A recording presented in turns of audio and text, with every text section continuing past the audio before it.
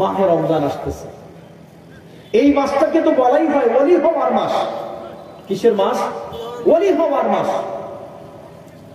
একটা মানুষ মাত্র 30টা দিনের সাধনা। কয় দিনের সাধনা? তবে কিছু নিয়ম আছে।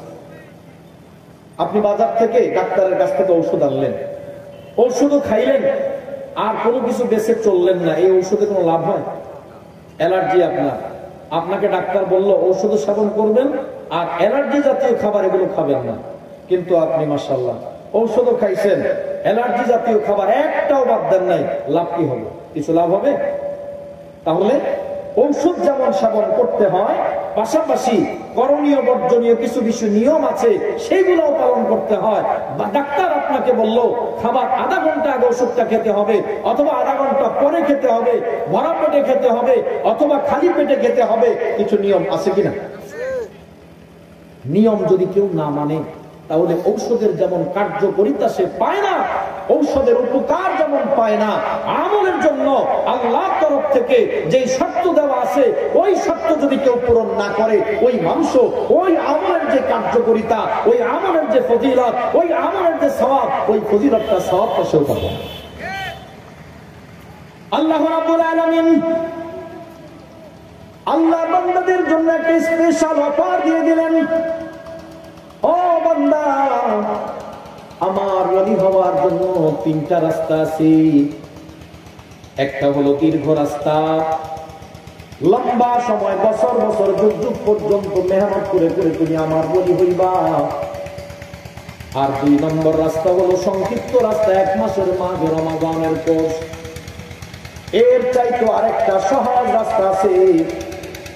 নবী বলেন, কেউ যদি বাইতুল্লাহর হজ করে, মাত্র 1 সপ্তাহের আমল, 1 সপ্তাহের এই কোর্সটা যদি ঠিকভাবে আমল করে, নবী বলেন, ক্বালা রাসূলুল্লাহ সাল্লাল্লাহু আলাইহি ওয়াসাল্লাম, আল হজ্জুল মাবরুর লাইসা লাহু জাযাউন ইল্লাল জান্নাহ। হজ যদি কারো কবুল হয়ে যায়, এটা একমাত্র বিনিময় হলো জান্নাত। তাহলে মাত্র কয়দিন? 6-7 দিনের আমল। যদিও আমরা দেখি আমাদের হাজী সাহেবরা 30 দিন 40 দিনের প্যাকেজ নিয়ে যায়, এটা তো আমাদের ফ্লাইট এবং আসা যাওয়ার সুবিধার জন্য, শৃঙ্খলার জন্য লম্বা সময় নেওয়া হয়।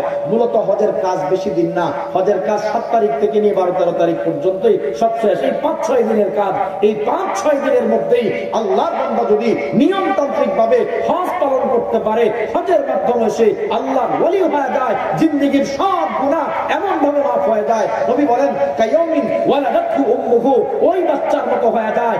আর যে বাচ্চাটা মাতৃগর্ভ থেকে দুনিয়াতে আসলো, ওই বাচ্চার যেমন কোনো গুনাহ থাকে না, হজ যদি নিয়মতান্ত্রিক ভাবে করে, কবুল যদি হয়ে যায়, তাহলে ওই লোকটাও আজকের মতো, ওই বাচ্চার মতো, এই নবজাত শিশুর মতো নিষ্পাপ এবং মাসুম হয়ে যায়। তাহলে সবচেয়ে সংক্ষিপ্ত একটা কোর্স হলো হজ। আল্লাহর ওলি হওয়ার সবচাইতে সংক্ষিপ্ত কোর্স কি? হজ। মাত্র 1 সপ্তাহের মধ্যে কমপ্লিট। এর চেয়ে একটু বেশি 2 নম্বর কোর্স হলো মাহে রমাদান।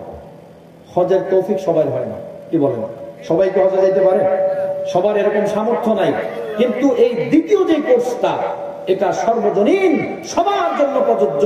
সারা দেশের পৃথিবীর আনাচে কানাচে যত আল্লাহর বান্দা আছে, একেবারেই অপারগ না হইলে, অসুস্থ না হইলে, বেশিরভাগ ব্যক্তির জন্যই এটা সহজ। সে ইচ্ছা করলে মাহে রমাদানের 1 মাসের রোজার এই সাধনাটা করতে পারে, কি বলে? পারে না?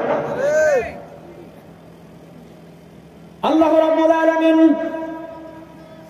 রোজার বিনিময়টা স্পষ্ট করে বলে দেন নাই, অস্পষ্ট রেখে নিজের কাছে রেখে দিয়েছেন। আল্লাহ ফেরেশতার মাধ্যমে জানাইলেন, কুল্লু আমালি বিনি আদম ইউদাফুল হাসানাহ, বনি আদমের সব আমলগুলো বৃদ্ধি করে দেওয়া হয় 10 গুণ থেকে নিয়ে 700 গুণ পর্যন্ত। আল্লাহ বলেন, ইল্লা সাওমা ফা ইন্নাহু লি, ওর শুধুমাত্র রোজা এটা আমার জন্য। ওয়া আনা জিজি বিহি, আমি এটা নিজেই তার বিনিময়টা প্রদান করব। কি পরিমাণ দেব? না কোরআনে না হাদিস শরীফে কোথাও আল্লাহ পাক কোন পরিমাণ উল্লেখ করেননি, পরিমাণ বলেন নাই। কারণ হইল, আবু দাউদ শরীফের এক বর্ণনা, কিয়ামতের ময়দানে এমন হবে, একজন মানুষ দুনিয়াতে অনেক অপরাধ করেছে, অন্যের সঙ্গে তার কিছু লেনদেন ছিল, ওই সবগুলো পরিশোধ করতে করতে দেখা যাবে তার আমলনামাটা শূন্য হয়ে গেছে। কারণ ওই দুনিয়ার মধ্যে কোনো টাকা পয়সার প্রচলন নাই, আমল দিয়ে দিয়ে সেগুলো পরিশোধ করে দেওয়া হবে। এক পর্যায়ে দেখবে লোকটার আমল আর বাকি নাই, শেষ পর্যন্ত ওই লোকগুলার গুনাহ তার ঘাড়ে চাপিয়ে দেওয়া হলো। এখন এই লোকটার নাজাতের আর কোনো রাস্তা নাই। আল্লাহ পাক রোজার বিনিময়টা স্পষ্ট রেখেছে। এই জন্যই আল্লাহর কোন বান্দা যদি নিয়মতান্ত্রিক ভাবে মাহে রমাদানের রোজাগুলো পালন করে, ওই কঠিন মুহূর্তে যখন তার আর কোনো সওয়াব নেকি বলতে কোনো কিছুই থাকবে না, মুক্তির কোনো উপায় থাকবে না, আল্লাহ পাক নিজের স্পেশাল তহবিল থেকে রোজার বিনিময়টা ওই বান্দার জন্য বরাদ্দ করে আল্লাহ পাক ওই বান্দার জন্য মুক্তির ফয়সালা করে দিবি। মালিকের গোলামিতে বড় লাভ। মাঝে মাঝে অফার, কি বলেন, মাঝে মাঝে অফার, হজের অফার, মাহে রমাদানের অফার। এই একটা মাস যদি কাজে লাগাইতে পারি, কয়েকটা শর্ত আছে। মিথ্যা কথা বলা যাবে না। এক নম্বর কি, ছাড়তে পারবো না ইনশাআল্লাহ। মিথ্যা কথা বলা যাবে না, কোনো গুনাহ করা যাবে না, কোনো গুনাহ করা যাবে না, যত ধরনের অন্যায় আছে। قال رسول الله صلى الله عليه وسلم من لم يدع قول الزور والعمل به فليس لله حاجة أن يدع طعامه وشرابه। নবী বলেন, কেউ যদি মিথ্যা কথা, মিথ্যা কাজ, মানে অন্যায় কাজগুলো যদি না ছাড়ে, আল্লাহর এই জাতীয় রোজার কোনো প্রয়োজন নাই, এবং রোজাদার আল্লাহর কাছে কোনো বিনিময় পাবে না। তাহলে মিথ্যা কথা ছাড়তে হবে, অন্যায় ছাড়তে হবে। আরেকটা জিনিস হলো হালাল খেতে হবে। কি খেতে হবে?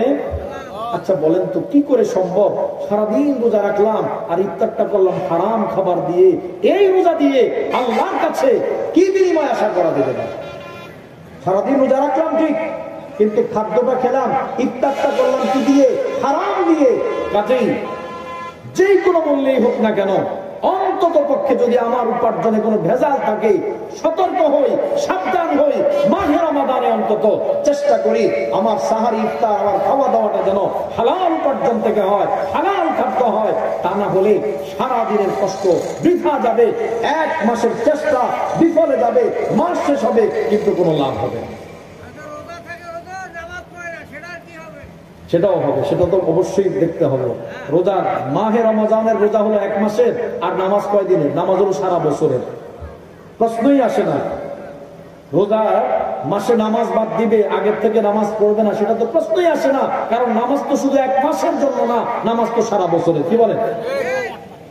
ওটা তো অবশ্যই করতে হবে। এটা হলো শুধু রোজার জন্য বলছি। গুনাহ ছাড়তে হবে, মিথ্যা ছাড়তে হবে, হালাল খাদ্য খেতে হবে।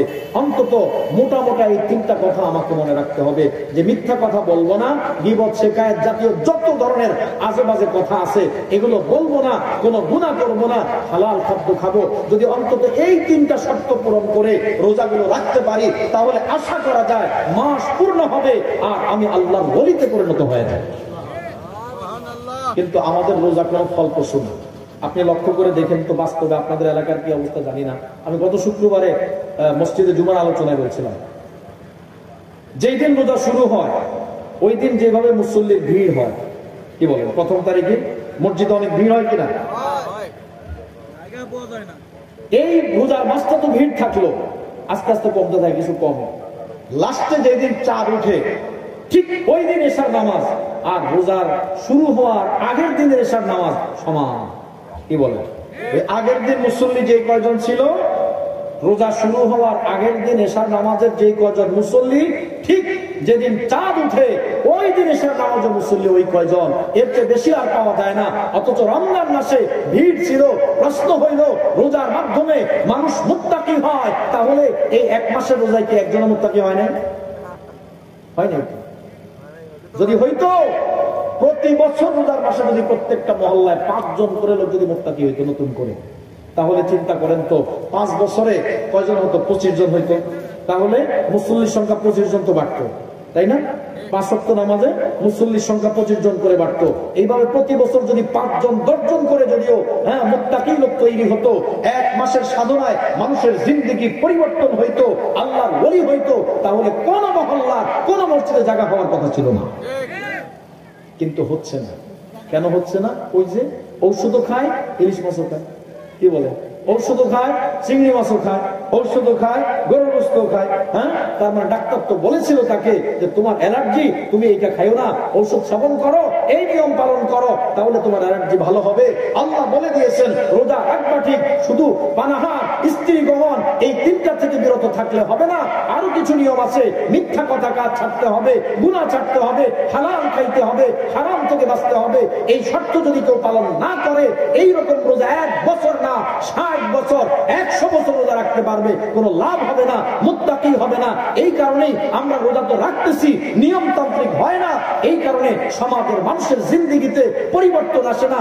বলবেন যারা আসে না তারা তো আসে না, কিন্তু যারা নামাজি আছে সারা বছর, তাদের আমলের মধ্যে কোনো পরিবর্তন আসে না, আসে? এই লোকগুলো তো আরেকটু উন্নত হওয়া দরকার ছিল, কি বলেন? এই লোকগুলোর আমল আগে যা ছিল আরেকটু উন্নত হওয়া দরকার ছিল না, কি বলেন? সে আরেকটু আগাইতো, আরেকটু উন্নতি করতো, আমলের মধ্যে আরেকটু বৃদ্ধি হওয়ার কথা ছিল। তারাও আগের মতো, তাদের অবস্থাও কি, যারা আগের নামাজি ছিল, আগে যা আমল করতো, এখনো সে অবস্থায়, তাদেরও কোনো পরিবর্তন নাই। আর নতুন নামাজি যেই কয়জন রমজান মাসের বরকতে আসছিল, কারণ শয়তান বাধা ছিল, এই জন্য মোটামুটি ভাবে রহমতের অফুরন্ত ধারা চলছিল, বৃষ্টি বর্ষণ হচ্ছিল, এই স্রোতে মসজিদে আসছিল।